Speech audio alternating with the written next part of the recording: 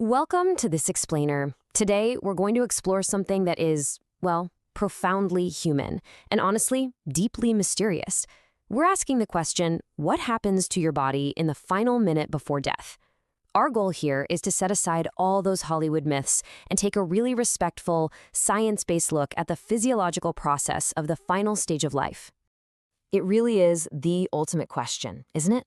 What happens inside the human body during the final moments of life? When the timeline of a human life narrows down to those very last pages, how does this incredible biological machine uniquely power down? Your heart is slowing. That rhythmic beat that has literally sustained you for decades begins to lose its powerful drive. Beat by beat, the pulse observably weakens at your wrist. Your breathing is changing. The steady, automatic rise and fall of your chest alters its pace. And as this happens, your brain is receiving less oxygen. But what exactly happens next? We're going to pivot away from the dramatic, cinematic hooks right now and ground ourselves completely in the actual, measurable medical science of the dying process. Section 1. The Final Minute Myth.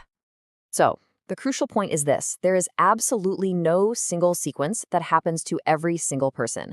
The idea of a universal, identical 60-second countdown, like a sudden switch just flipping off, is a total myth. The medical reality is a highly variable sequence. Those final moments are going to look very different depending on the underlying cause of death, the person's unique medical condition, and the specific circumstances surrounding them. Section 2. Interconnected systems fading.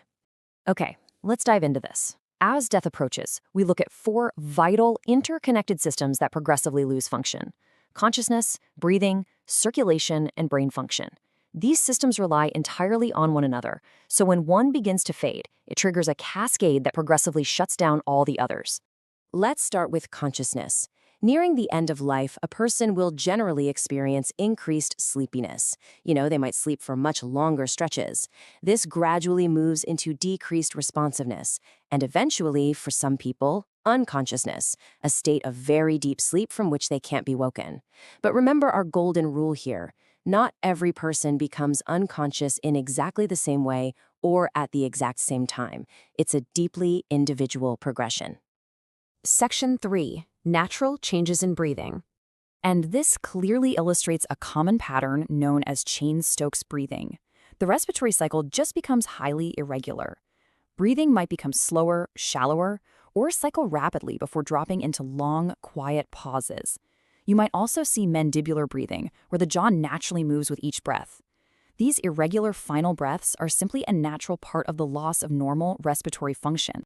Another common respiratory change brings us to a phenomenon often referred to as the death rattle. In strict medical terms, these are terminal secretions. You see, as a person becomes too weak to swallow or clear their throat, saliva and mucus naturally build up in the upper airways.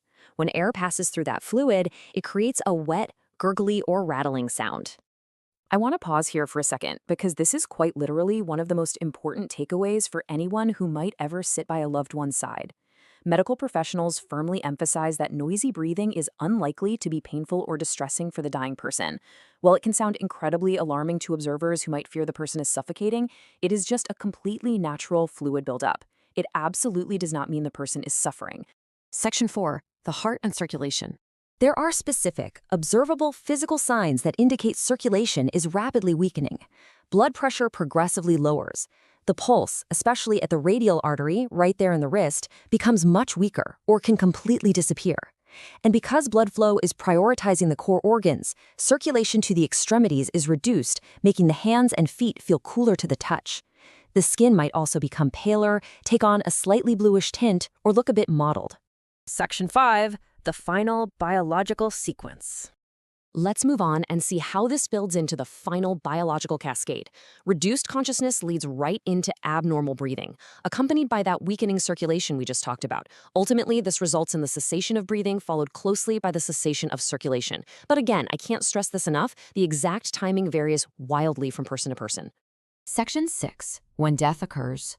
Now, it's a really common simplification to say death is just the exact moment the heart stops beating. But the true medical definition of death is the irreversible cessation of breathing, the cessation of circulation, and the irreversible loss of brain function. It's the permanent, irrecoverable shutdown of the entire interconnected biological system.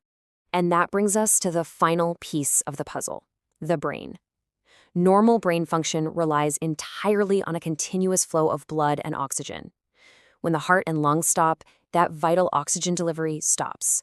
Without oxygen, microscopic, irreversible cellular damage develops over time, and brain function progressively and permanently fails.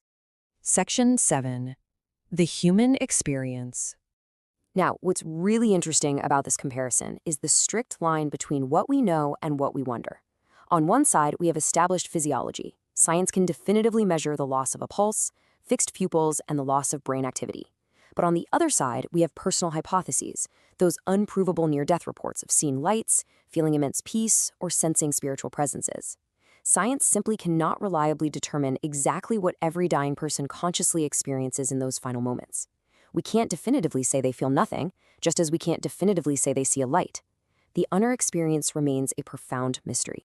We know how the machine shuts off, right? We know how the heart slows, how the breath pauses, and how the brain eventually dims. But as all those physical systems power down and the biological data ends, what remains in that profound final transition? That is the great mystery of our human experience. It leaves us with a question that science has yet to answer, and honestly, perhaps never will. Thank you so much for joining me for this explainer.